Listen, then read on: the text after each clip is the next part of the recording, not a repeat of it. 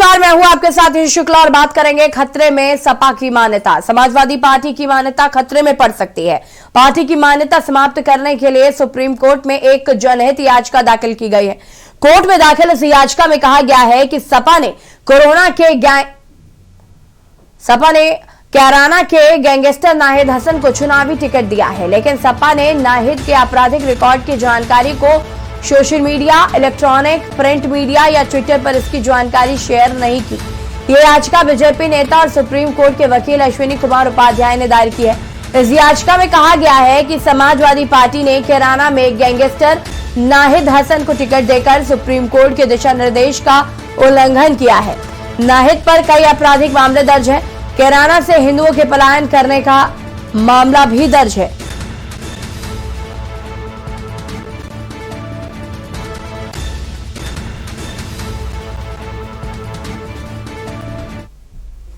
Supreme court ने 2018 में कहा था कि कोई भी पॉलिटिकल पार्टी अपराधियों को टिकट नहीं देगी, और यदि टिकट देती है तो इलेक्ट्रॉनिक मीडिया, प्रिंट मीडिया और सोशल मीडिया में उसका क्रिमिनल पूरा डिटेल को, पूरी क्रिमिनल हिस्ट्री पब्लिश करेगी। 2020 में सुप्रीम कोर्ट ने फिर जजमेंट दिया कि कोई पॉलिटिकल पार्टी किसी अपराधी को टिकट नहीं देगी, अगर टिकट देगी तो कारण बताएगी, इलेक्ट्रॉनिक मीडिया, प्रिंट मीडिया में पब्लिश करेगी, और यदि पॉलिटिकल पार्टी ऐसा नहीं करती है तो इलेक्शन कमीशन उसके खिलाफ कंटेम्प्ट फाइल करेगी, पार्टी के मुखिया के खिलाफ। न तो पॉलिटिकल पार्टी ऐसी कर रही है, न तो इलेक्शन कमीशन कुछ कर रहा है। समाजवादी पार्टी ने कैराना से एक गैंगस्टर को चुनाव मैदान में उतार दिया। न उस गैंगस्टर का क्रिमिनल डिटेल अपने ट्विटर पे पब्लिश किया, न फेसबुक पे पब्लिश किया, न इलेक्ट्रॉनिक मीडिया में पब्लिश किया, न प्रिंट मीडिया में पब्लिश किया, और इलेक्शन कमीशन ने भी कुछ नहीं किया। इसीलिए मैंने सुप्रीम कोर्ट में पीआईएल फाइल किया है। नाहिद हसन के टिकट को लेकर ये याचिका दायर की गई है। वकील अश्विनी उपाध्याय ने दायर की है याचिका। उनका कहना है कि नाहिद हसन गैंगस्टर है जिसको सपा ने कैराना से टिकट दिया है। ऐसे में सपा की मान्यता को रद्द करना चाहिए, सवाल उठ रहे हैं। और इसी खबर पर हमारे साथ रेजिडेंट एडिटर अमित दुबे जी भी जुड़ चुके हैं। अमित जी, ये जो मामला सामने आया है, जो नाहिद हसन को टिकट दी गई है, उस पर वकील अश्विनी उपाध्याय ने एक याचिका दायर की है। सबसे पहले तो ये याचिका क्या है?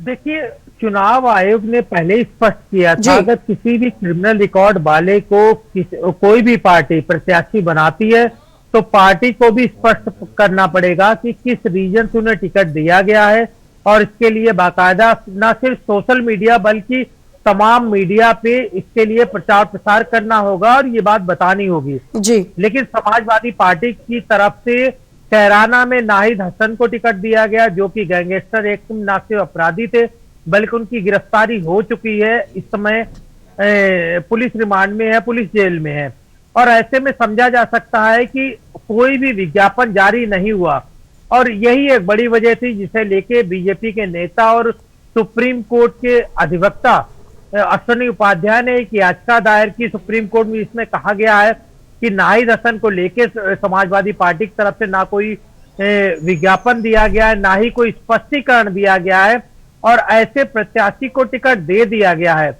अब क्योंकि चुनाव आयोग कोई कार्रवाई नहीं कर रहा है, अभी नहीं चुनाव आयोग के संज्ञान में है या नहीं, इस बात को उन्हें जानकारी नहीं है, लेकिन चुनाव आयोग ने अब तक कोई कार्रवाई नहीं की है, और यही वजह है कि ये बड़ा मामला है। सुप्रीम कोर्ट इस पे संज्ञान ले, सुप्रीम कोर्ट इस पे सुनवाई करे।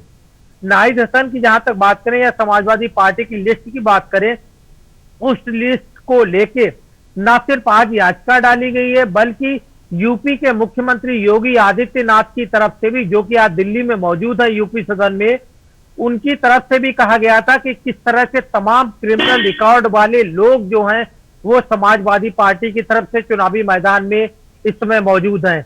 जाहिर तौर पे अब सुप्रीम कोर्ट क्या कुछ सुनवाई करता है, क्या कुछ संज्ञान लेता है, देखना होगा। लेकिन फिलहाल सुप्रीम कोर्ट के प्रवक्ता कह सकते हैं, सुप्रीम कोर्ट के बीजेपी के प्रवक्ता कह सकते हैं, सुप्रीम कोर्ट के अधिवक्ता कह सकते हैं, उनकी तरफ से ये याचिका डाली गई है। जी जी अमित जी, जिस तरीके से ये भी कहा जा रहा है कि उन्होंने सोशल मीडिया से ये सारी चीजें छुपा कर रखी, नाहिद हसन का जो बैकग्राउंड है उसे हाइड किया गया है, आरोप लगे हैं सपा अध्यक्ष राष्ट्रीय अध्यक्ष अखिलेश यादव पर।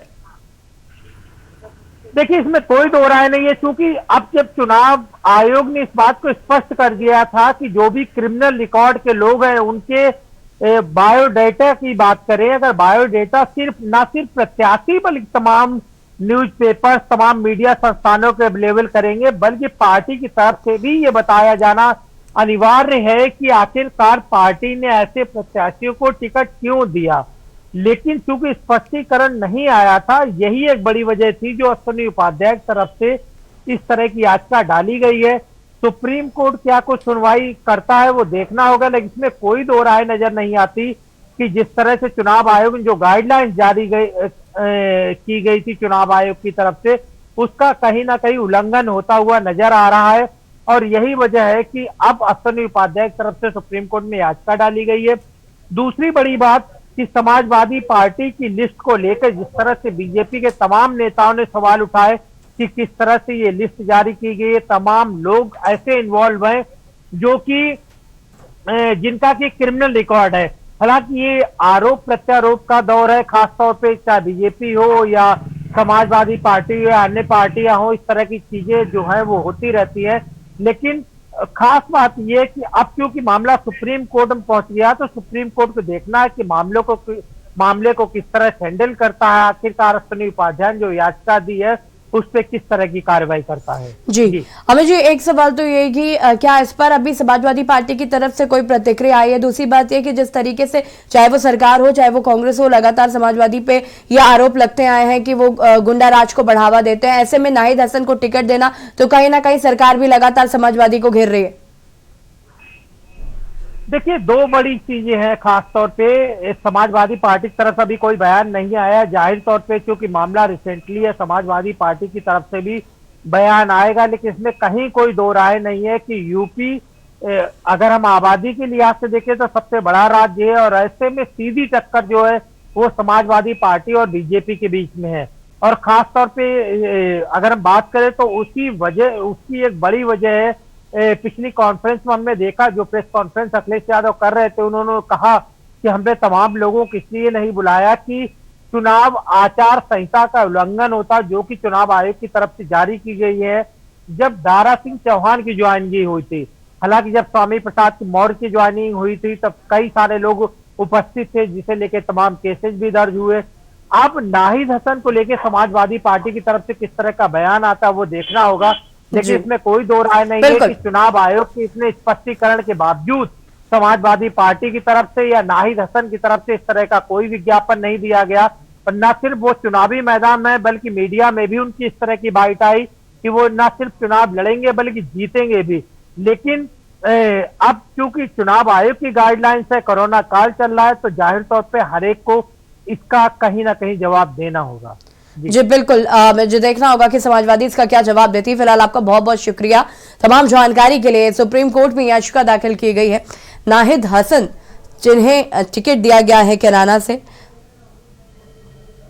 वो गैंगस्टर हैं, उन पर कार्रवाई हो रही है, पुलिस रिमांड में भी है और ये कहीं ना कहीं उल्लंघन भी है।